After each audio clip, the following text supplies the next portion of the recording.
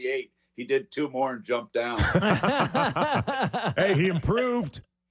You don't even What? get to see that now. At least Mike improved by one dip. Now you can't do it at all. Yeah. No, I know. It's so. And you know what? You don't Well, want like, can you not look while you ask them to work out? This Like, is it. If you didn't do a thing all summer, right? At least the guy that doesn't do a thing all summer, doesn't have to kind of feel embarrassed about it now. But I will say, like, Mac, Marty Walsh didn't get anything, but what they got was labor peace and a skyrocketing cap, right? Like, what else isn't everyone pretty content with things right now? I guess they are, but I thought there was 2 or 3 areas that they got. They're losing a year on the contract. Is that not a big issue? They got, what did they lose? 1.15% off the HRR. Was that what it was that they gained on? I think there was some other issues there. I thought that Bettman and Daly did an unbelievable job for me, and the way they've kept peace. So I guess you compliment on that. Well, when you look at the contracts that were given out this year, you got to say the game's in a good place. I would love to know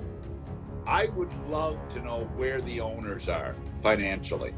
I keep hearing that, everything's great, $1 billion for a new franchise. I'd love to know the financial health of a lot of franchises. I really would. And I keep hearing rumblings, and I don't know if it's accurate or not. Mac, $2 billion is what everybody's saying for expansion now. How can it not be great? Because I know of teams that were sold that were losing 28 and 30 million, and they've sold for a lot of money. Mm-hmm. Because obviously it's a different business. Now look, there's some franchises that are doing unbelievably well. We know that. When I left the NHL, there was 17 teams losing money. So I suspect it's improved. I'd love to know how much and the real health of the league. I really would. And I guarantee you there's a lot of teams that are hurt. Yeah. Guaranteed. I mean, that would be fascinating. You think those teams would just sell their franchise and get very, very rich? NBA teams are changing hands a little bit more frequently now that valuations are so bizarre. But the thing we all forget about is there's a thing called capital gains that it's a nice you have to pay. And, like think about Columbus. They bought the franchise for $80 million, and now it's worth $1 billion. I wouldn't want to write that capital gain check. You'd have some money to do it, which would be nice. Hey, let me ask you about another player, though, because the one that we never talked about in this show, which is really bizarre, Jonathan Toews signed for like pretty substantial money. He could earn up to $7 million over the contract. Yeah. What are your thoughts? He was just introduced as today it had a presser. I just saw him getting off his private jet in Winnipeg, so it was nice that I look. Jonathan Toews, since I watched him at the World Junior and as a young kid in his draft year, he's always been one of my favorite players. And what he did in Chicago, and I mean, look, Patty Kane was obviously a great piece there, but Jonathan Toews to me was the glue. He and Duncan Keith. I love the pickup by Winnipeg, I really do. And with this guy with the heart and hockey sense that he has. Missing a couple of years, I think he's going to be a real good asset to the team. I really do. And I think it's a great sign for Winnipeg, and I hope it goes really well for him. He's one of my all-time favorite NHL players. You're watching and listening to Doug MacLean, former NHL president, GM, head coach, and Off the Rails Friday. Mac, Brock Besser, back to Vancouver. For something that appeared pretty sour in terms of the negotiations all year, and then to have been on the block for a trade and then only to have your team say, it was really couldn't get this for him, or, the value wasn't as good as we thought for him. And he ends up signing back there over 7 years at over $50 million.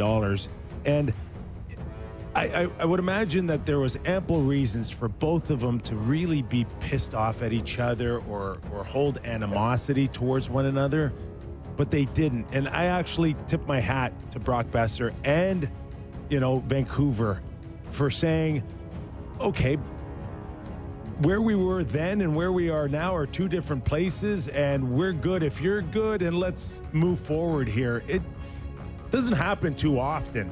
I can tell you that. Once you're pissed off. I came on this show today thinking, okay, it's the last show. You're not going to ask for a raise, are you? And I don't want. I've trended in Vancouver a few times this year because of this show, and I really don't want to trend right now. You're almost clear. You know about the no Canadian rule out there, and the Demko. I made comments about Demko. All of a sudden, they give him $20 million a year. Something seriously. I can't remember the last time he played. But anyway, I'm gonna couch the conversation because I don't want to offend anybody in Vancouver. Oh, stop it. I just think, I just look at what's going on and I can't figure it out. You're right, Besser. I mean, I would have bet any money he was going somewhere else. And then I see Toronto tried to sign him. So you got a choice. You're going to go to Toronto or Vancouver. I kind of surprised. I thought Toronto would have a chance to get him. But, I was told Marchand was going to be in Toronto. Besser was going to be in Toronto. You had everybody coming to Toronto and Marner going. So I was counting on you, and obviously you were wrong. Besides Nick Watt and Trigger, the horse. And Panzetta. And him too. Panzetta, I asked the scout for Panzetta today. He said I used to run into him in the press box almost every game in Montreal. Where do you think Brad Treliving is right now with the Leafs? And I actually think that he's one of those guys that could have easily had a knee-jerk reaction and sunk some money in places where he probably didn't think it was best maybe to alleviate some pressure. He chose not to. Fights another day. I think it's a pretty smart move. By not signing anybody? Well, just by waiting it out. Don't sign somebody just for the sake of signing them. Obviously, they went after Brock Besser. At least you would have known that that's a legit 30-goal guy. Right. Yeah. But outside of that, it got really thin fast. I know, and I agree with you. But that said, they're missing 120 points right now, and it's thin out there right now.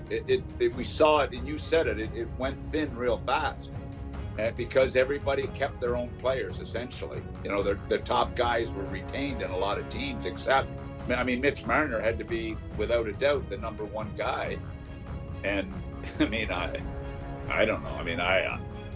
I think it's devastating losing him. I really do. And I've said that for 6 months on this show, and everybody's mad at him. And all he did is go by his rights, and and then the tampering BS that came out. I hate when I hear those rumors about the tampering, because I could tamper with the best of them and never get caught. But,